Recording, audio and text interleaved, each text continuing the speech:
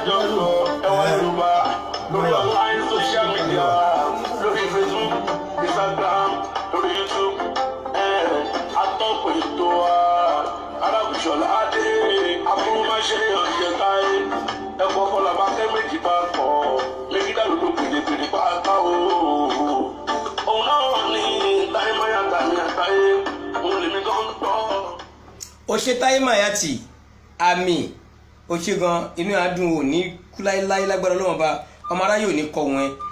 a tún ti dé sórí ètò wa, ètò yín, ètò gbogbogbò Ẹwà Yorùbá lẹ́tọ̀, ètò lẹ́wà Yorùbá láti ẹnu ọmọ yín, ọ̀rẹ́ yín, olólùfẹ́ yín Arábùsọ̀lá Mẹ́kídà. gbogbo àwọn sọ̀rọ̀sọ̀rọ̀ káfàtà akúrúmáṣe èèyàn jẹ ẹkùn ọkọ làbákẹ́ méjì pọ̀. èmi tí mo ru ọ̀rọ̀ sórí, tí mo fa ọ̀rọ̀ ní tẹ̀tẹ̀, tí mo wá gbé ọ̀rọ̀ pọ̀n sẹ́yìn ní tipọ́n tọrọ gangan wá mú mi tẹ́ kọ̀kọ̀rọ̀. èmi lọ́mọ oníṣàgẹ́ òkùnmàṣe ahírò owó tí ò ní gbàgede. èmi lọ́mọ abẹ́rẹ́ mẹ́ta ní Ṣàgárí ilé bàbá tó bí mi lọ́mọ. èmi lọ́mọ ọmọ yéṣùkù bá ń gbóṣe èlò ládòdò nípínlẹ̀ Ògùn ilé màmá tó bí mi lọ́mọ. ọmọ àjànàrò, ọmọ ìgbésà àmàlé, ọmọ abágúnjẹbọ má ba rọrùn, ọmọ ilẹ̀, ọmọ adágùdó òkèrè, ọmọ ọ̀dọ́ àmìrò èsè, ògbálẹ̀ sílẹ̀ ọ̀sà, òkì ṣọṣọrọ bomi, ọmọ olúpàmísì, ọmọ àjànà ńlá lóde ègbé lè màmá tó bí mi lọ́mọ. a tún ti dé sórí ètò lọ́jọ́ tèmi, adúpẹ́ fọlọ́run Elédùmarè, a kú ewu ọdún tuntun wọlé tó wá, adúpẹ́.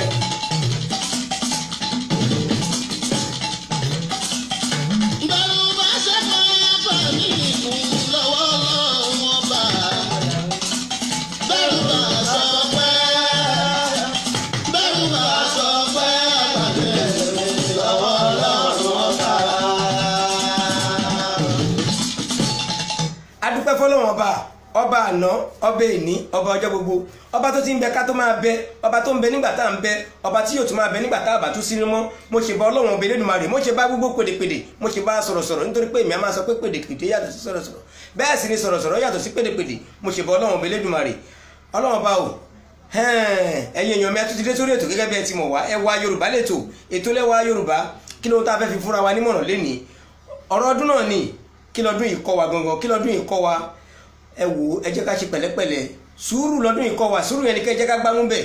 à ń lówó ẹran, à ń lówó aṣọ, à ń lówó bàtà, a fẹ́ lọ ṣe shopping, a fẹ́ lọ sí bíìsì ni, gbogbo yẹn náà wọ́n bá níwọ̀ntúnwọ̀nsì ni. ṣùgbọ́n sùúrù ẹ̀kọ́ tí kìíní kọ́ wa òun náà ni kẹ́ jẹ́ ká mú lò, ẹ jẹ́ ká mú lò, ó dá púpọ̀ jù. ọdún tuntun bá wà láàyè, ẹ jẹ́ ká dọ́dún bá bọ̀ lọ́hùn. ẹ wo ànábì wa, ànábì Ibrahim aleyhi salatu wa salam. ẹ jẹ́ ká jọ wò ó, bàbá àgbàgbọ́. ó wà nínú bíbélì Genesis orí 22, ẹ jẹ́ ká lọ kà á 22, Genesis 22, ẹ jẹ́ ká lọ kà á. a rí i pé ọ̀rọ̀ léyà lọ́lọ́run bá sọ ń bẹ̀. bó tilẹ̀ jẹ́ pé àwa mùsùlùmí la gbé kan rí, là ń celebrate ọdún yẹn, ọdún gbogbo wa ni, ṣùgbọ́n ẹ jẹ́ ká jọ yọ̀ níwọ̀nba. ànábì Ibrahim aleyhi salatu wa salam, gẹ́gẹ́ bí àwọn àfáà bí wọ́n ti fi kọ́ wa, kì í ṣe wípé wọ́n dédé lọ dá ọmọ dùbúlẹ̀ lásán, bí kì í bá ṣe wípé sùúrù àti ìmú àṣẹ àdéhùn Ọlọ́run bá ṣe látìgbà tí wọ́n ti fẹ́ ara wọn pẹ̀lú ìyàwó wọn Sarah, tí wọ́n ti fẹ́ra wọn bí ọmọ, Ọlọ́run ọba ò fún wọn lọ́mọ. àwọn kan fẹ́nu kò pé 80 years ni wọ́n kó tó di pé wọ́n rọ́mọ bí. àwọn kan sọ pé 95, àwọn kan sọ pé 120. èyí tó ń kó lè jẹ́ wọ́n ti wà nípò àgbà, kódà wọ́n ti wà nípò arúgbó. mú bọ̀.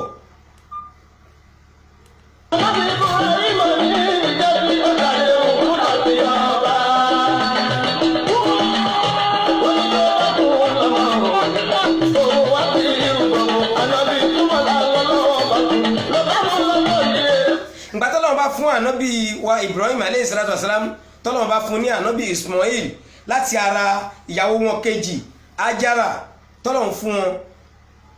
ẹ wo ẹni tó ti ń wọ́ ọmọ látijọ́ yìí, wọ́n tún wá mú lọ sí erékùsù ní àwọn àyè níbi tí Káàbà wà lọ́jọ́ tèmi, nítorí pé mi ì fẹ́ wọnú oko àwọn àfà, ọ̀rọ̀ Yorùbá ni mò ń sọ nípa rẹ̀. Ẹwà Yorùbá lẹ́tọ̀, ètò lẹ́wà Yorùbá. nígbàtí Ọlọ́run bá tí wọ́n tún jọ wàrà wọn lọ síbẹ̀, wọ́n ti kọ́kọ́ pa ìfẹ́ tó lè wà ní ọkọ wọn sí ọmọ yẹn, láti lọ ju ọmọ sínú aṣálẹ̀, àtìyàwó wọn láti lọ jù sínú aṣálẹ̀. ọmọ náà wá dàgbà, ó tó bí ọmọ ọdún 13, nítorí pé a gbọ́ pé ọdún 13 ló wà láàrin nígbà tí àmúṣe yẹn wáyé láàrin Ànábì Ismail àti Isiaq tó jẹ́ ọmọ Zera nítorí pé ìyálé wọn ọmọdé Ọlọ́run bá pàpà fún wọn lọ́mọ lẹ́yìn tí Ọlọ́run bá ti fún wọn ní Ismail látara Hajara ń bọ̀.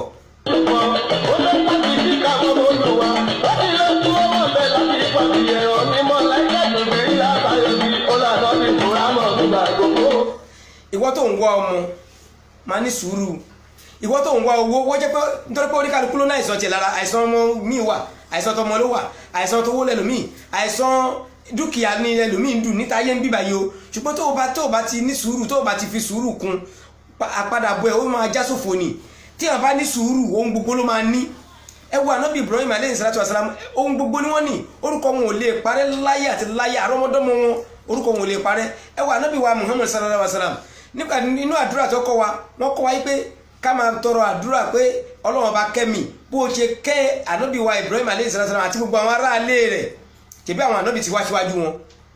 Ẹ jẹ́ ká fi bẹ̀yẹn wò àwọn ẹ̀kọ́ tí ó kọ́ àrùn rọ́bà náà àti iná fi náà ń bọ̀.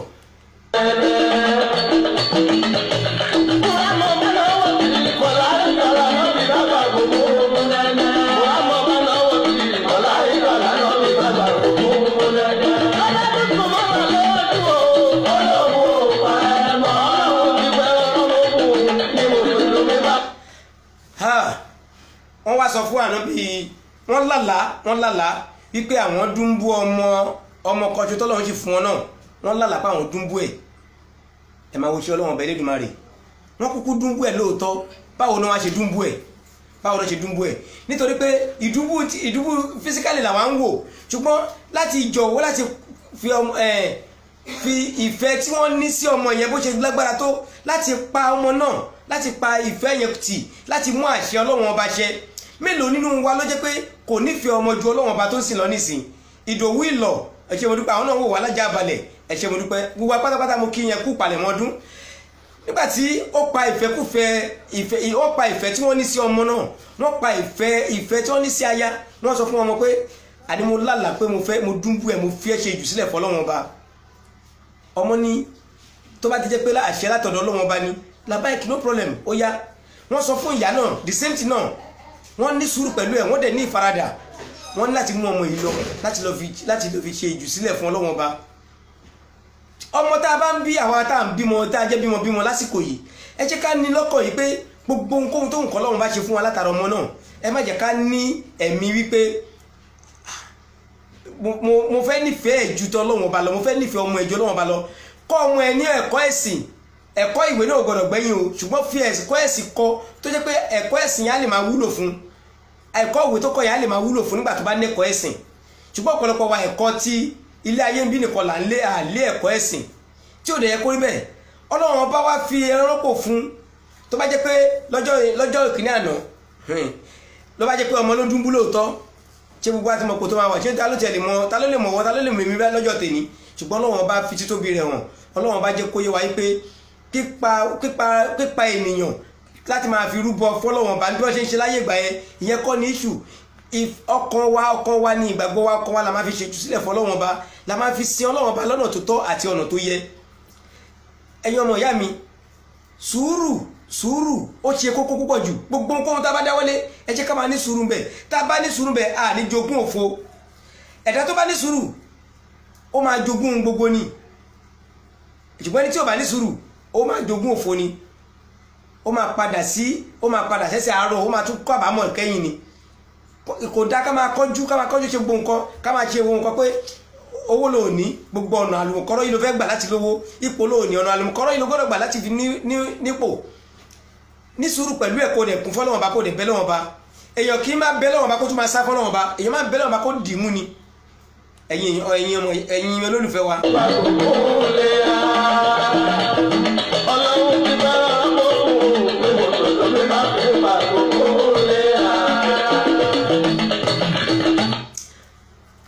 Mùsùlùmí tó ẹ máa ń pàgbò fún léyà tó bá rẹ̀ràn rà ọ̀rọ̀ yàn kọ́ o, má jẹ gbèsè o, má gbowó gbọ́múlé láńtà láti fi pẹran léyà o. Tó bá dẹ̀ gbẹ̀rọ lé pé ó bá rí Ọlọ́run bá pèsè owó fún ẹ tó bá pẹran léyà náà, ṣé ní ìlànà tó tọ́ àti ìlànà tó yẹ. Ọlọ́run bá ti ṣe ọ̀pọ̀lọpọ̀ oore fún ẹ lára àwọn súrà tí Ọlọ́run bá sọ̀kalẹ̀ fún Ànábì wa Muhammad sallallahu alaihi wasallam nínú ọdún léyà nìyẹn. Ọlọ́run bá ti ṣe ọ̀pọ̀lọpọ̀ oore fún ẹ, ó ṣe fún wọ, ó ṣe fẹ́ mi. Kí ló fẹ́ fi mọ oore hàn? Àfi kó o dúpẹ́, kó o rúbọ, kó o ṣe jù sílẹ̀ fún Ọlọ́run bá. Ìrúbọ tí mò ń sọ kì í ṣe ìrúbọ nílànà ti Yorùbá. Kó o ṣe ìjù sílẹ̀, kó o pa ẹran tọ́lọ́run bá wá ṣe fún ẹ, tó bá lágbára ẹ̀ ṣe, ṣùgbọ́n tó bá lágbára ẹ̀ má kọjá ayé ẹ, má kọjá ayé ẹ. Ìwọ̀ntúnwọ̀nsì ní nǹkan. Tó bá jẹ́ pé ìwọ ò lówó àti pẹran tọ́lọ́run dẹ̀ bu ẹni ṣe ń jì, ẹni tó bá nídìí fún lówó fún náà ó lè dájọ́ síyàn lọ́rùn, ó lè dájọ́ síyàn lọ́rùn ohun tí wọ́n ní nìyẹn. Ṣùgbọ́n ọ̀pọ̀lọpọ̀ wa a ní ṣe jù sílẹ̀ fáwọn ara wa tá à ń ríra wa mí báyìí, a ní ṣe sàárà fáwọn ara wa tá à ń ríra wa. Ṣùgbọ́n tó bá jẹ́ pé òkú ló dé, òkú àgbà ni, a lè ná iye kíye, a lè wéṣì ẹni lórí tí ò ní sí táǹkì oníjọ́ kejì. Gbogbo ẹ̀dá lọ́rùn tó pàgò tábọ̀tábò. Àti ìjàmọ́dún pọ́bẹ̀ máa tẹ̀lẹ̀ ká máa rí pa. Gbogbo ẹ̀dá lọ́rùn tó pàgò tábọ̀tábò. Àti ìjàmọ́dún pọ́bẹ̀ máa tẹ̀lẹ̀ ká máa rí pa. Ọ̀rọ̀ tó fi yẹ ẹ̀dá ń gbàgbó. Lọ́dọọdún pọ́bẹ̀ ló wà lánàá àjò. Àti ìjàmọ́dún pọ́bẹ̀ máa tẹ̀lẹ̀ ká máa rí pa. Abẹ́lẹ́ ọ̀bẹ Elédùmarè, ọdún tuntun tó wọlé dé bá wa lọ́jọ́ tèní, lọ́jọ́ tó bá wọlé dé bá wa ní ọ̀túnla yìí, àti ẹ̀tì wà ní ọdún, àti wà ní pọ̀pọ̀ ṣiṣẹ́ ọdún. Kò tó pé ọ̀pọ̀lọpọ̀ ló ti ń travel, ló ti ń lọ sílé ọdún, ọ̀pọ̀lọpọ̀ ló ti ń lọ sílé ọdún. Pẹ̀lú ògo t'Ọlọ́run bá àwọn àyè tí àwa náà wà orí ìrìn tá a wà, òun ni àwa gan bá ti wà nílé ọdún báyìí. Ṣùgbọ́n pẹ̀lú ògo t'Ọlọ́run gbogbo àjọ pàdé lọ́dún láyọ̀ àtàlàáfíà. Gbogbo ọ̀nà tí ó bá wá ń gbà tó fẹ́ fi rí owó rẹ̀ rọdún, Ọlọ́run ò ní jẹ́ kó bẹ̀ sílẹ̀. Tọ́bẹ̀ bá sílẹ̀ agbára ẹ̀kọ́ bó ṣe wọ Ọlọ́run ọba lọ́dún yìí ní ẹsẹ̀ má kọjá ayé ẹ. Gbogbo àwọn tó wá lọ sí Mẹ́kà bó tilẹ̀ jẹ́ pé ní Nàìjíríà wá ń bí báyìí àgbà fọlọ́run ọba àgbà. Àwọn tí ò lè lọ lọ́dún yìí wọ́n á lọ lọ́dún tó bọ̀ lágbára Ọlọ́run ọba. Ọlọ́run àbá apaná rádaràdá tó wà nílẹ̀, ọ̀rọ̀ coronavirus Ọlọ́run àbá apaná ẹ̀. Èèyàn mi pàtàkì Ọlọ́run ọba dúró ti wà lágbára Ọlọ́run ọba lọ́dún tó ń bọ̀ àjọ máa lọ sí àjì ni pẹ̀lú ògo t'Ọlọ́run ọba Elédùmarè.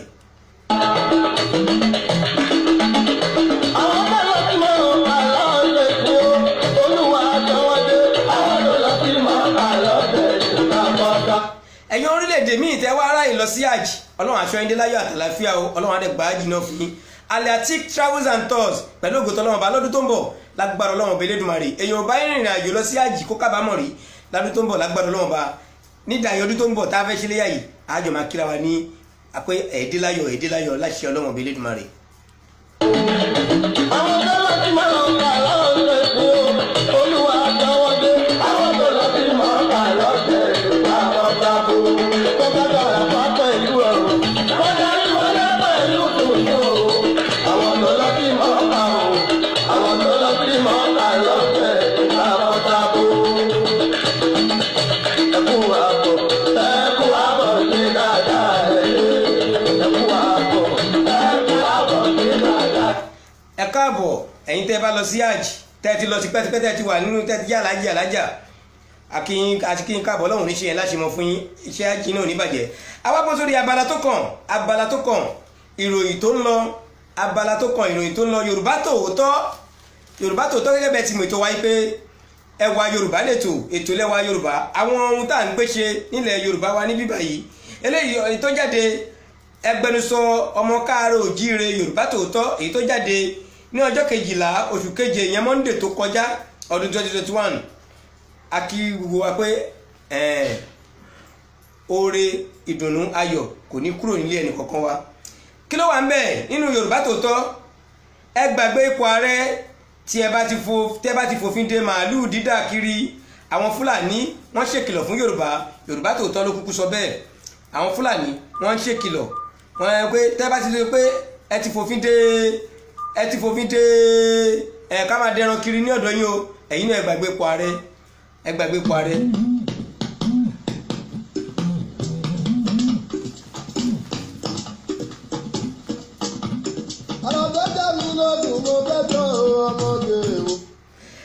Èèmọ̀ àwọn Fúlàní pa olórí ọ̀dọ́ nìbàdàn, wọ́n tún jí kábíyèsí gbé. Yorùbá Tòótọ́ ló kúkú sọ bẹ́ẹ̀. Assalamu alaikum gbogbo jàmọ́ ni o.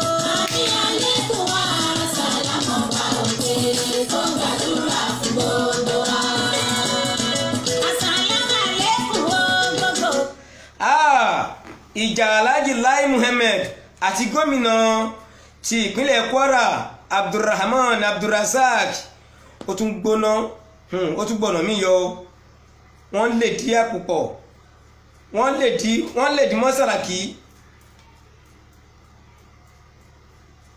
Yorùbá Tòótọ́ ló sọ bẹ́ẹ̀ ẹ lọ rà á kẹ́ ẹ gbọ́ ohun tó ṣẹlẹ̀ ń bọ̀.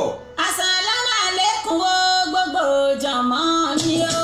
Àmì alaikum wa sálámù bá òde tó gbàdúrà. Ó tún ga o Olúwo àti Gani Adams wọ́n tú àṣírí ohun tó kó bá Sunday Igboho wọ́n lọ́rọ̀ ọ̀rọ̀ àsọjù rẹ̀ ó ti pọ̀ jù. Àwọn ọba wọ́n ti ń bẹ Buhari àwọn ọba ilẹ̀ Yorùbá wọ́n ti ń bẹ Buhari o wọ́n ti ń bẹ lábẹ́lẹ̀ Yorùbá Tòótọ́ ló kúkú sọ bẹ́ẹ̀. Mò ń bọ̀.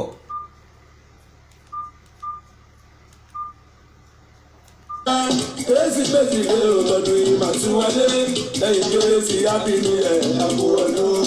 Táyé Mayati òun náà kí wa kú ọdún nítorí bàbá Ìjẹ̀ṣà Yomi Fábíyì gbé fíìmù ọkọ Ìyábọ̀ jáde ni wọ́n bá lé kúrò nínú ẹgbẹ́ wo ẹ lọ rà kẹ́ka Yorùbá Tòótọ́ òun ló sọ bẹ́ẹ̀.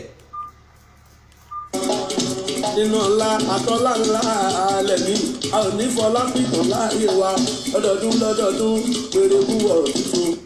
Kàyéfì àwọn èèyàn pọ̀ ẹ̀jẹ̀ níbi ìsìnkú TB Joshua bẹ́ẹ̀ lọ̀rọ̀ àṣírí tú bẹ́ẹ̀ lọ̀pọ̀ àṣírí tú ẹnu mi àgò àwọn gbajúmọ̀ pásítọ̀ kò tún yọjú o Yorùbá Tòótọ́ ló kúkú sọ bẹ́ẹ̀.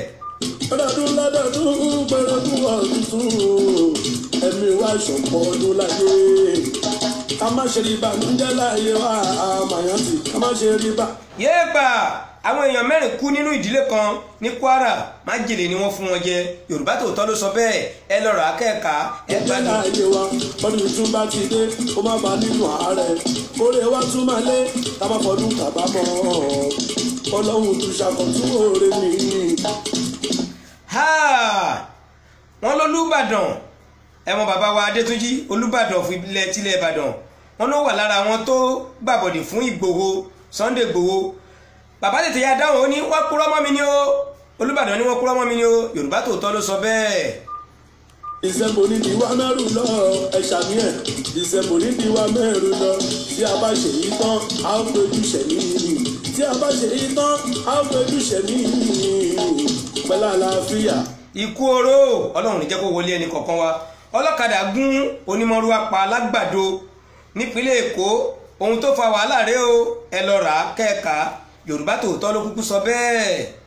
Ayọ̀ ọ̀la ẹ má kọjá ayé yìí fọdún Mayati ẹ má kọjá ayé yìí fọdún táyé ẹ má kọjá ayé yìí fọdún Mayati dúró lórí ayé tí ó mọ.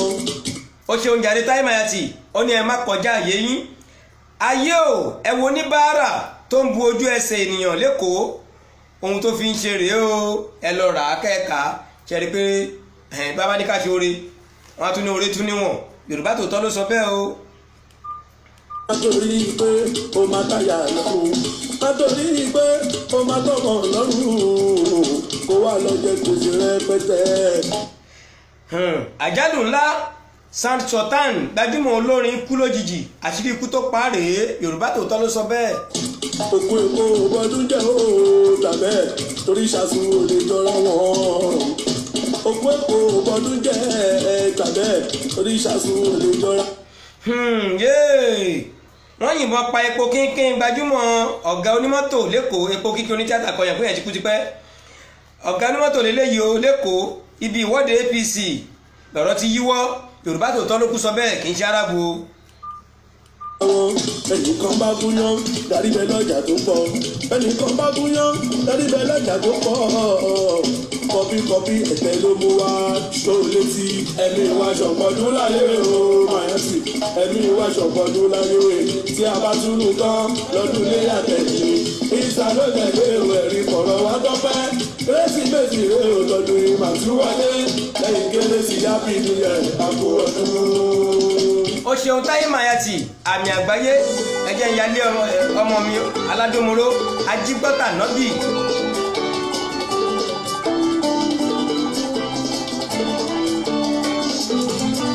àdúrà mi tí mo ti ṣe bọ̀ lọ́jọ́ tó ti pẹ́ ìlàyé wá gbàdúrà mi jẹ́ kí n rọpẹ́ dá. àdúrà mi tí mo ti ṣe bọ̀ lọ́jọ́ tó ti pẹ́ ìlàyé wá gbàdúrà mi jẹ́ kí n rọpẹ́ dá.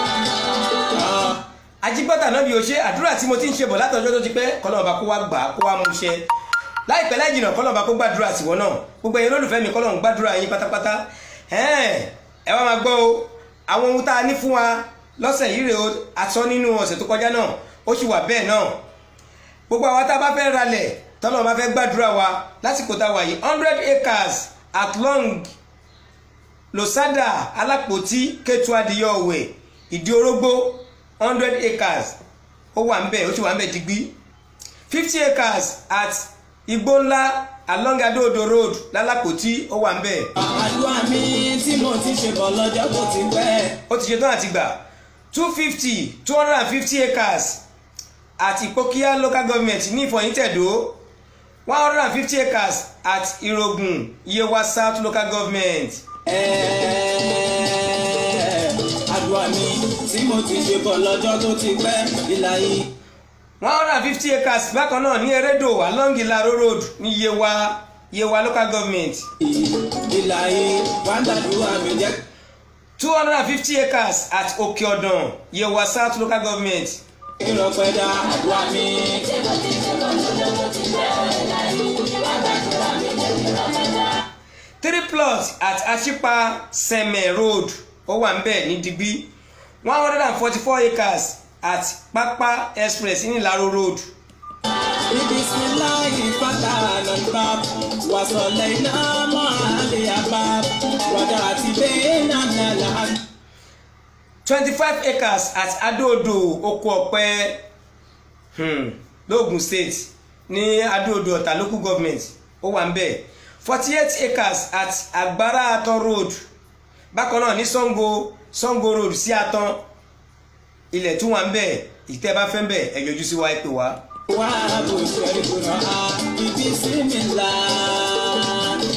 bákan náà Olówó Kẹ́jẹ́bú tún wà 1 plot péré ní kìlómítà 1 Agbára road ní Àtàn. Ilahi ya Allah ojú ti dé ya ilahi. àdúrà gbogbo àṣetán àti gbà uncompleted building ilé tí wọn ti kọ́ tán ṣùgbọ́n ó ti dé linted ó ti dé bẹ́ẹ̀ ó ti dé àyè yẹn ní Owódé ní Yídì street ó wà ń bẹ̀ fún títà lówó pọ́kú ẹ pè wá 070 31 84 51 26 tàbí 081 700 65 700 ẹ pè wá kẹbìrì tẹ́ bá fẹ́ bẹ̀ ẹ ní kábàámọ̀ tẹ́ bá bá wa dòwò pọ̀ àwọn ilẹ̀ tá a ti gbọ́ confam ẹ̀ ní ìtóníṣẹ́fò wà nú ẹ̀ ìtóníṣẹ́fò wà ń bẹ̀ ìtòdẹ̀ tí ì ní wà ń bẹ̀ pẹ̀lú ògùn tọ́lọ́mọba ẹ̀ ní kábàámọ̀ ẹ ṣáà ti pè wá 070 31 84 51 26 tàbí 081 700 65 700. Ya Allah ojú ti dé mo pè ẹ́ láti dáná ni ọba tó dá mi tó mọ̀ mi tó tún mọ̀ mi tó mọ̀ ohun tí fẹ́ jẹ́ ìwọ nìkan sátìrà mọ́ ni lọ́ba ọlọ́lá tó nọ́lá pẹ̀lú iyì nínú ọláńlá lànà ọlá pẹ̀lú ọlá sọmídọ̀ lọ́lá láwùjọ àwọn èèyàn kò tó dá lọ́lá láwùjọ àwọn èèyàn tó ti dá lọ́lá káyé pè mí lórúkọ tuntun dá mi lọ́lá dídáná pẹ́. ó ṣé mo dúpẹ́ Ajígbọ́tà Nábì ẹ ṣé mo dúpẹ́ gbogbo èyí tẹ́ ẹ wò mí lájà balẹ̀ pátápátá mo dúpẹ́ lọ́wọ́ yín ẹ̀yin tẹ́ tún fẹ́ wò wá lẹ́yìn tá a ti ṣètò tán a dúpẹ́ lọ́wọ́ yín bákan náà ẹ ṣá máa darapọ̀ mọ́ wa ní gbogbo ọjọ́ Sunday ní dédé aago 5 àní já yín nítọ̀ mọ́ lágbára lọ́wọ́ bá àdúrà wa gbà Adéọlájọ ti pẹ́ Adéọlájọ ti pẹ́ bákan náà ẹ máa lọ sórí YouTube wa Arab Ìlọ̀ TV kẹ́ subscribe kẹ́ sì máa wo àwọn iṣẹ́ tá à ń ṣe bẹ̀ bó jẹ́ lórí ìtàgé ni ẹ bá ń bẹ̀ bó jẹ́ wì ni ẹ bá ń bẹ̀ tẹ́ bá wá fẹ́ ṣe surprise package fún èèyàn tó fẹ́ ṣe birthday tàbí ohunkóhun tó bá fẹ́ ṣe tẹ́ fẹ́ ká ké fún kó jẹ́ fídíò kó jẹ́ ọ́díò pẹ̀lú ògùn tọ́lọ́wọ̀n àníjá ẹni tó ọmọ bákan náà Abdulateef Haruna àwọn náà ti wọlé sí wa láàrin wọn ti bá wa bá ètò bọ̀ ẹ ṣé púpọ̀ àníjá ẹni tó ọmọ ẹ ṣáà ti pe nọ́mbà wa kájọ sọ̀rọ̀ pọ̀ pẹ̀lú ògùn tọ́lọ́wọ̀n ẹ ní kábàámọ̀ ẹ pè wá sórí ẹ̀rọ ìbánisọ̀rọ̀ wa. ó dọ́wọ́ tèmi tiẹ̀ àtakọ àtabo kágbàṣà lárugẹ. tá a bá ń kọ́kọ́ má semicolon gbogbo àná ti mọ̀ pé full stop náà ni díẹ̀díẹ̀ ọkọ̀ òsì níròkun kórọ̀sà kó má fàbọ̀ fẹ́lẹ́bùté nígbàwòrán gẹ́gẹ́ ká má forí ẹ̀ tì síbì kan adúpẹ́ lọ́wọ́ Ọlọ́run ọba Elédùmarè tó jẹ́ pé apinnu pa fẹ́ ṣètò yìí tó sì jẹ́ ká rí ṣe alihamudulilayi rabbil alamin ẹ ṣé Ọlọ́run ọba adúpẹ́ lọ́dọ̀ yín pé ẹ padà lẹ́yìn wa nígbà kọ̀ọ̀kan ẹ ṣé púpọ̀ Ọlọ́run ọba adúpẹ́ lọ́wọ́ yín o gbogbo ẹ̀yin olólùfẹ́ wa pátápátá bákan náà adúpẹ́ gbogbo ẹ̀yin tí ẹ tún bá wa dòwò pọ̀ apájùlọ yín tẹ́ wà lórí àwọn WhatsApp wa tí ẹ ń tẹ̀ fún alámọ̀ràn tẹ́ẹ̀dẹ̀ ń fọ́lọ̀ wa lórí Arab Megida Fans Club lórí kí a gbé èdè Yorùbá lárugẹ gbogbo yín pátápátá náà lákì o ẹ ṣé ní tẹ́lọ́wọ́ ara wa inú wa dùn bákan náà ọ̀rẹ́ mi àtàtà tí wọ́n gbà mí lálejò famous ọmọ Fálókun ẹ ṣé mo dúpẹ́ tòun táyé egun ọkọ̀ yéègùn àṣẹ o àríra wa pẹ́pẹ́pẹ́ ètò oníyàwó alágbára Ọlọ́run ba bákan náà mo kí ọmọ aládùnmọ́ró tó ń bẹ́ ń bíbà yìí gat Abdulgani ọmọ aládùnmọ́ró ẹ ṣé mo dúpẹ́ àti èèyàn mi pàtàkì tí a jọ wà ní bíbà yìí gbogbo pátápátá mo dúpẹ́ lọ́wọ́ yín o wọ́n ti jọ bí wọ́n ti fẹ́ yí kéré báyìí náà ti bọ́ sọ́wọ́ pẹ̀lú wa pé kí ètò yẹn náà kó lè jẹ́ rírí iṣẹ́ àdúrà wa gbà àjọ ṣe àṣepẹ́ lágbára Ọlọ́run ba orúkọ mi ò yí padà ọmọ yín náà kúkú ni olólùfẹ́ yín Abdulrauf Abiodun lọ Arab Ìṣọ̀lá Megida gbogbo àwọn sọ̀rọ̀sọ̀rọ̀ káfàtà akúrúmáṣe yàn jẹ ẹkùn ọkọlà bàkẹ́ méjì pọ̀ mú ilé mi lówóde yẹ wà lábẹ́ ọba wa Reverend Dr. Matthew Sunday Akindele arẹ́bígbadé àkọ́kọ́ olùtì lówóde yẹ wa ọba tó níbẹ̀rù Ọlọ́run ọba púpọ̀ mú rí bẹ́ẹ̀ ẹ bá mi kí ọba wa kọ́lọ́run jẹ́ kí adé pẹ́ lórí kí bàtà pẹ́ lẹ́sẹ̀ èmi á máa sọ pé adúró má ṣiṣẹ́ ní róore gbà èyíkéyìí tẹ́ bá ti ń ṣe ẹ jẹ́ ká tẹra mọ́ yóò kú dáa lọ́jọ́ kan. Mọ́í ẹlẹ́kọ̀ọ́ mọ́í ẹlẹ́kọ̀ọ́ Arab Ìṣọ̀lá orin tèwì eléyìí tó yàtọ̀ sẹ́yìn tẹ̀sí gbọ́ mọ́í ẹlẹ́kọ̀ọ́ mọ́í ẹlẹ́kọ̀ọ́ mọ́í ẹlẹ́kọ̀ọ́ mọ́í ẹlẹ́kọ̀ọ́.